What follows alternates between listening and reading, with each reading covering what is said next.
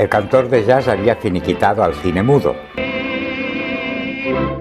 El mundo quería oír la voz de sus estrellas, por lo que Hollywood contrató a muchos actores españoles de renombre para participar en sus producciones, aunque ninguno de ellos alcanzó la categoría de verdaderas estrellas. Esta es su historia.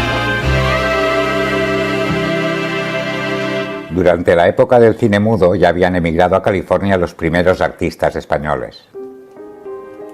A partir de 1927 los estudios empezaron a reclutar actores extranjeros para grabar las versiones en otros idiomas. Eran las llamadas talkies, copias plano a plano de las películas estadounidenses más taquilleras. En pocos años se formó una comunidad de actores españoles afincados en California. Para grabar las dobles versiones se utilizaban los mismos sets y el mismo vestuario. Las versiones americanas se grababan durante el día.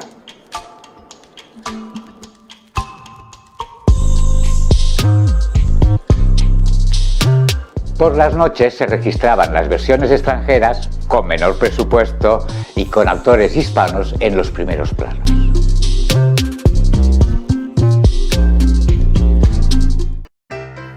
Uno de los primeros españoles que consiguieron hacerse un hueco en Hollywood fue Edgar Neville, secretario de la Embajada Española en Washington. Vivía en Malibú.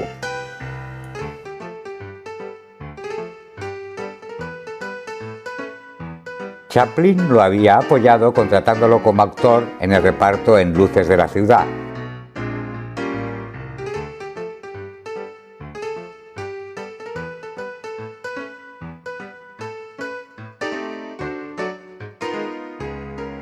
Y lo había recomendado a la Metro-Goldwyn-Mayer como guionista y dialoguista de las versiones hispanas. Neville era uno de los invitados habituales de las extravagantes fiestas que William Randolph Hearst daba en su mansión de San Simeón.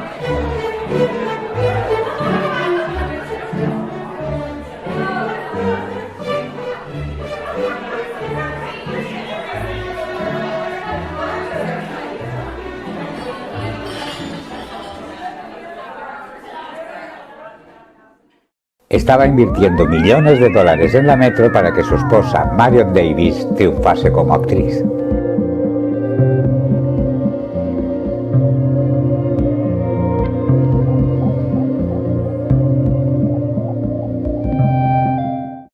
Fue Neville quien sugirió al director de la Metro traer a California escritores y artistas españoles para las versiones hispanas. Para ello le dieron la dirección del Spanish Department de la Metro-Goldwyn-Mayer. En un primer momento se intentó contratar a los escritores más célebres para ejercer de guionistas: Arniches, los hermanos Álvarez Quintero, Benavente, pero estos eran demasiado mayores para emprender la aventura americana. Entonces Neville pensó en la generación más joven. Casi todos eran humoristas y amigos. José López Rubio, al que había conocido en la tertulia del Café Pombo, Eduardo Ugarte, que había levantado junto a Lorca la compañía de teatro La Barraca,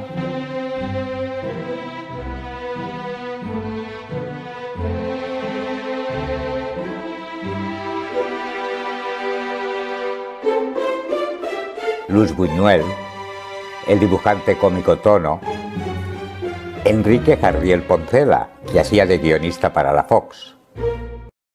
En Hollywood pasé la mitad del tiempo tumbado sobre la arena mirando las estrellas y la otra mitad tumbado sobre las estrellas mirando la arena. O Gregorio Martínez Sierra. Todo el mundo sabía que las obras no las escribía él, sino su esposa, María de la O. Lejarreta. Esta, en 1951, envió a Walt Disney el manuscrito de Merlín y Viviana, la historia de un perro que se enamora de una gata. Disney le devolvió el guión sin darle ninguna respuesta. En 1955 se estrenaba La Dama y el Vagabundo.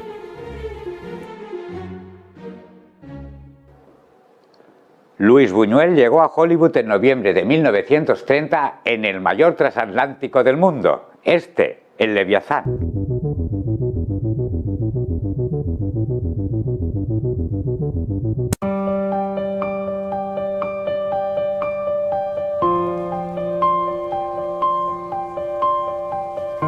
viajaba con su amigo Tono y su esposa, a quienes había conocido en su periplo parisino.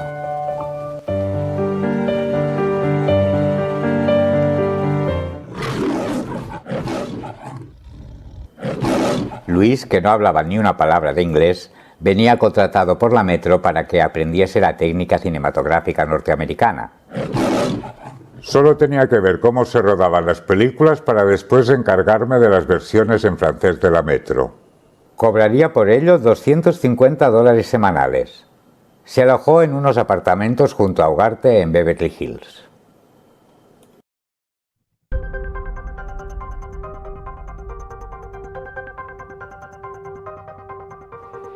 En Nueva York se alojaron en el Hotel Algonquin durante 5 días para después partir en tren hacia Los Ángeles.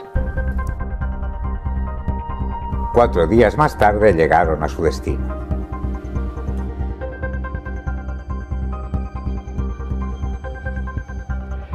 En la estación lo esperaban sus amigos Edgar Neville, José López Rubio y Ugarte. Neville había preparado una cena con Charles Chaplin y su esposa Georgia Hall para recibir a sus amigos. A Chaplin los españoles le parecían simpáticos, pues como él siempre estaban de broma.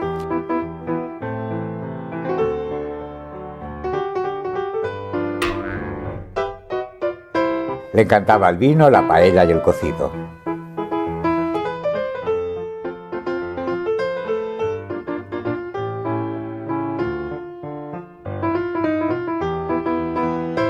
Cada sábado acostumbraba a invitar al grupo de españoles en su mansión, apodada por Scott Fitzgerald como The House of Spain. Vamos a conocer a alguno de sus asiduos visitantes. Rafael Ribelles y su esposa María Fernanda Ladrón de Guevara, los abuelos de Luis Merlo, eran íntimos de los Chaplin. Trabajaban en las versiones hispanas.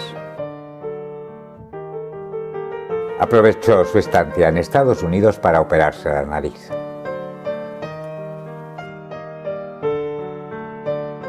Conchita Montenegro era muy solicitada para las dobles versiones de la Metro y la Fox.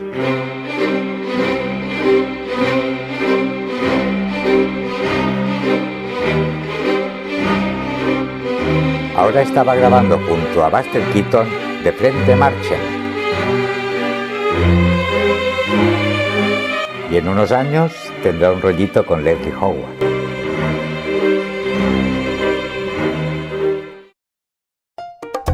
José Crespo no faltaba a ninguna fiesta.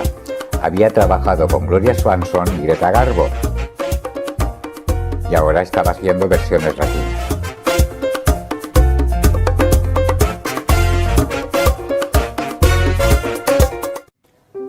Antonio Moreno. Había debutado con Griffith.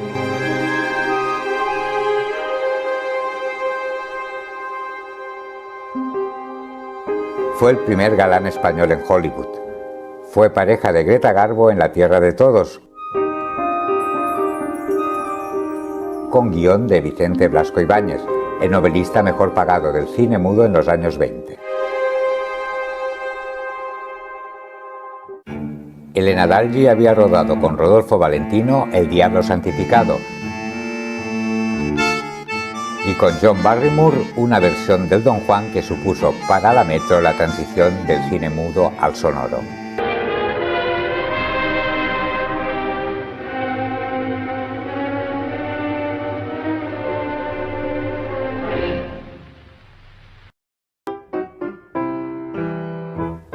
Catalina Bárcenas se apuntaba a un bombardeo.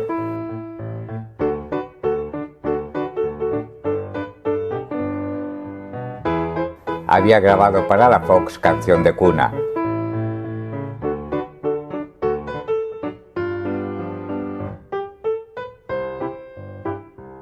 Su cuñado era presidente de los astilleros Nuevo Vulcano de Barcelona. También visitaban a los Chaplin el gran actor maño Paco Moreno y su hija Rosita Moreno. Rosita era bilingüe, lo que le permitió dar el salto a los films originales vetados para la mayoría de actrices españolas o mexicanas. Triunfará haciendo de pareja de Gardel en El día que me quieras y en Tango Bar. O con Cary Grant en Atención señoras.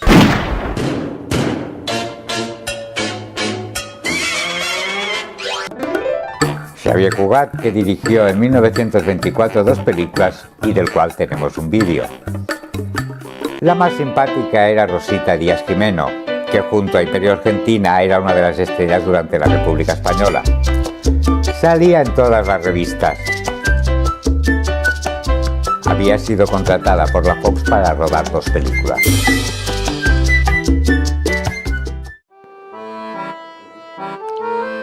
Era íntima de Buñuel desde su estancia en los estudios de la Paramount, en Joinville, París. Y ahora residía en Nueva York. En 1936 volverá a España. Se rumoreó que era amante del político de izquierdas Juan Negrín. Tal vez por ello fue secuestrada por la Falange. Los periódicos anunciaron su fusilamiento. Al final fue rescatada por el hijo de este y tras la guerra civil se casó con él y se exilió a América. La barcelonesa María Alba, que se había hecho famosa desde su personaje en Robinson Crusoe con Douglas Fairbanks Jr.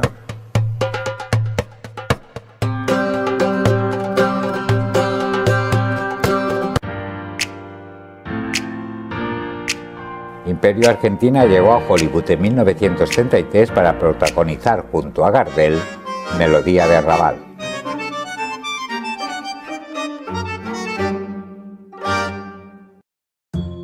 En Hollywood tuvo un romance con un pez gordo de la Paramount, un tal Blumenthal.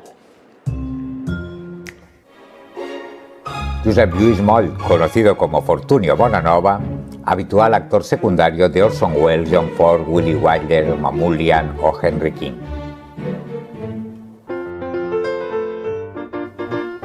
Luis Buñuel también se hizo íntimo de los Chaplin.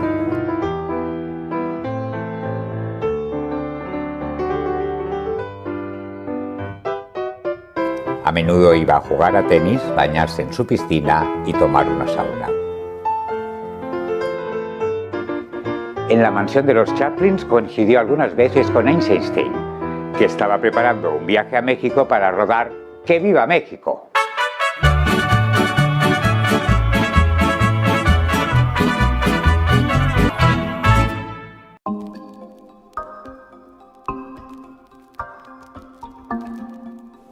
También pudo saludar en una ocasión al científico Albert Einstein, que obsequió a los presentes con un concierto de violín.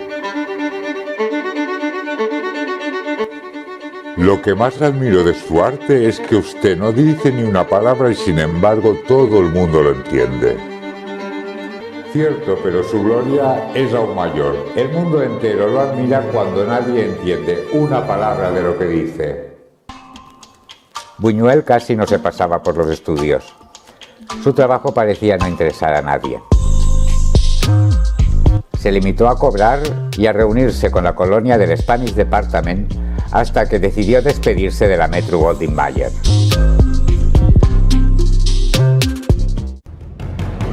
Tal vez la mejor película de estos escasos 3 años de dobles versiones fue la versión española de Drácula, muy superior a la americana.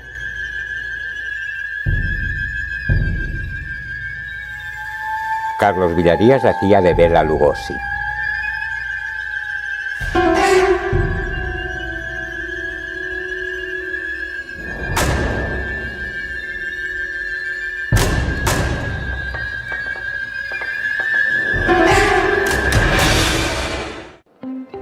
En 1932 la Metro rodó la que sería su última película versionada en español, El proceso de Mary Dugan.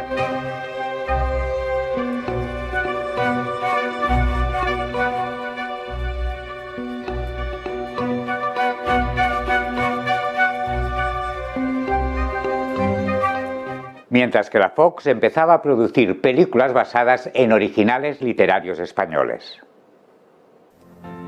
Ya no necesitaban a tantos actores extranjeros. Las películas ahora se iban a doblar. Los artistas latinos tuvieron que buscar trabajo o volver a su tierra. Buñuel, sintiendo que perdía el tiempo, decidió volver también a España. aunque entonces no sabía que pronto tendría que regresar a Hollywood para ejercer como jefe de doblaje de la Paramount. Después se radicará en México, donde filmará algunas de sus películas ya clásicas. Eso lo veremos en otro capítulo. A los pocos meses, su amigo Antonio de Lara, Tono, y su esposa también decidirán volver.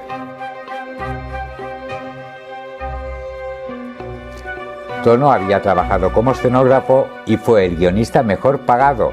Y todo por un chiste. Cobró $10.000. Con ese dinero era rico en España. Enseguida le seguirá Edgar Neville. La mayoría intentaron retomar su carrera cinematográfica durante la Segunda República. En los años 30, la industria cinematográfica norteamericana, como hoy, era omnipresente. En la industria española eran ya muchas las voces que reclamaban medidas contra aquella invasión cultural. Españoles, los yanquis tratan de imponer un estilo de vida y una manera de comportarse a través del cine como medio de propaganda. Si no tomamos medidas proteccionistas, los yanquis se apoderarán de nuestros cines con películas que nada tienen que ver con nuestra esencia cultural. Si no tomamos medidas, en los cines sustituirán las sopas de ajo por hot dogs y hasta Pío Baroja recitará The Salvation Army.